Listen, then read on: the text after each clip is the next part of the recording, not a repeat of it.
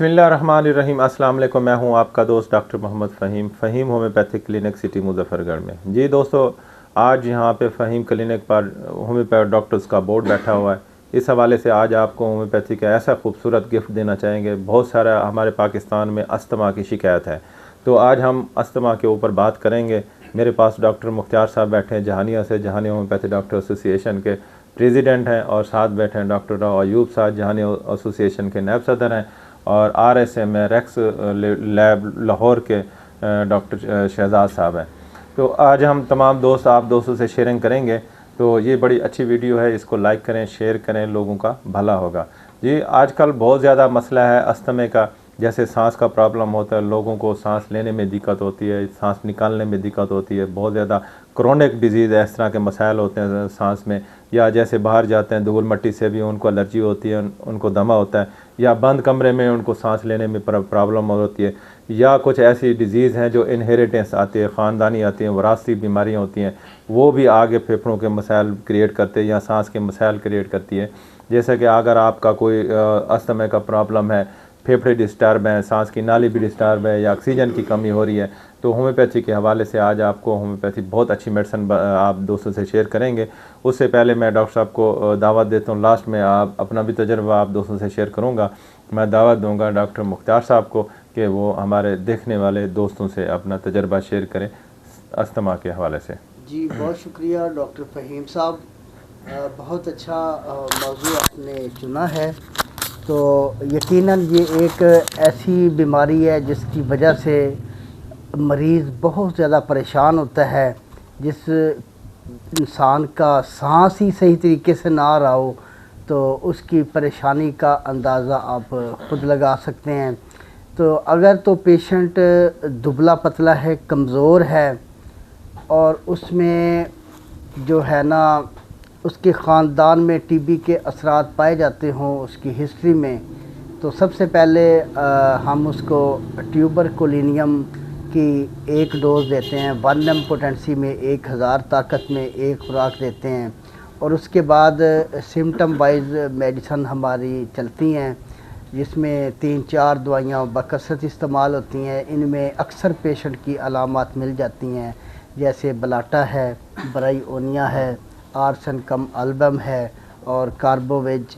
इसके अलावा भी और मेडिसन हैं, जस्टेशिया मेडिसन और एंट्रम टार्ड, ये भी इन अमराज में बकसरत इस्तेमाल होती हैं और अपनी अपनी सिम्टम के लिहाज से बहुत अच्छा वर्क करती हैं। जी थैंक यू। डॉक्टर साहब ने कुछ दवाइयों के बारे में ज़िक्र किया, और ये वाकई होम्योपैथी की दवाइयाँ सांस के मसाइल, अस्थमा की जो शिकायत है उन पर बहुत अच्छा असर करती हैं। अब हम दावत देंगे डॉक्टर राव अयूब साहब को कि वो अपना तजर्बा शेयर करें। जी डॉक्टर फ़हीम साहब, आपने बहुत अच्छा सवाल किया कि इस मर्ज़ के अंदर बहुत ही ज़्यादा मरीज़ जो है ना मुब्तला हैं।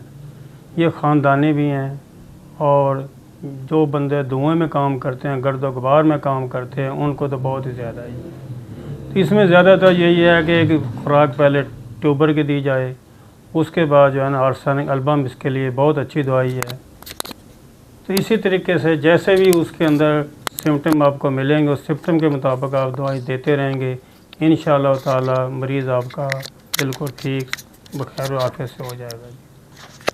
जी इसमें एक बात मेरे माइंड में है, जैसे डॉक्टर राव अयूब साहब अपनी बात कर रहे थे तो उनकी बात से मेरे माइंड में बात आई कि बाज़ मरीज़ ऐसे भी आते हैं जिनके सांस की तकलीफ़ होती है।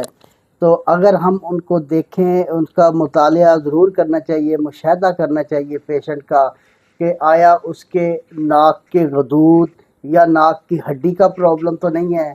बाज़ मरीज़ ऐसे होते हैं जो मुख्तलिफ़ मेडिसन एलोपैथी अरसा दराज से सांस की तंगी के लिए अस्थमा की मेडिसिन ले रहे होते हैं, उनको खातिर खा फ़ायदा नहीं हो रहा था, हालांकि वो देखते नहीं हैं। उनके जो तबीब हैं अगर वो देखें तो उनके अगर नाक में गदूद है तो ये लाजमी चीज़ देखने वाली है। कई मरीज़ ऐसे आते हैं जिनका मुशाहिदा करने से पता चलता है उनकी नाक के गदूद बनने में उस वजह से उनकी सांस की तंगी होती है।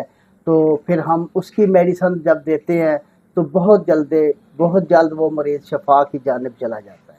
जी جی ڈاکٹر صاحب نے تفصیلاً بتایا. اب ہم بات کریں گے شہزاد بھائی اس کے ساتھ. شہزاد بھائی ریکس کمپنی کے حوالے سے کوئی ایسا کمبینیشن بتائیں جیسا کہ جتنا ہم اپنی میڈیسن بتا رہے ہیں جو ڈاکٹر صاحب نے بتائی, ڈاکٹر صاحب نے بتائی یا میں بتاؤں گا, تو کمپنی ایک ایسا فارمولہ بناتی ہے کہ وہی 4-5 دوائیں اسی کمبینیشن کے اندر ہوتی ہیں. وہ صرف اسی ڈیزیز کو, اسی سمٹم, اسی مرض کو وہ دور کرتی ہے. جیسا کہ آج کا ٹاپک ہے استما, تو شہزاد بھائی استما کے حوالے سے آپ کوئی اپنی کمپنی کا ہمارے دوستوں کو ایسا فارمولہ بتائیں وہ استعمال کریں اور فوراً ان کو ریلیف ملے. جی بہت شکریہ فہیم بھائی. جیسے کہ آپ نے بہت اچھا ٹاپک چنا ہے استما کا, دمہ, کیرا, سانس کی تنگی.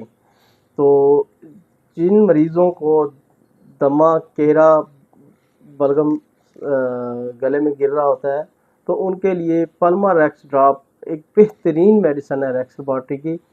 تو اس کے بہت اچھے لاجواب رزلٹ ہیں.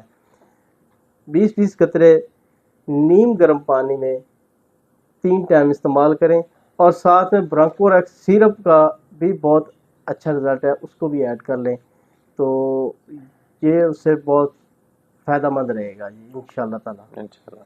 جی تھینک یو ڈاکٹر صاحب, آپ نے اپنا تجربہ شیئر کیا. اب لاسٹ میں جو میرے پاس پیشنٹ آتے ہیں الحمدللہ کیور ہو جاتے ہیں. میں ابھی بڑے عرصے سے 25 سال سے زیادہ پریکٹس کر رہا ہوں, 31 سالہ تجربہ آپ دوستوں سے شیئر کرنا چاہوں گا.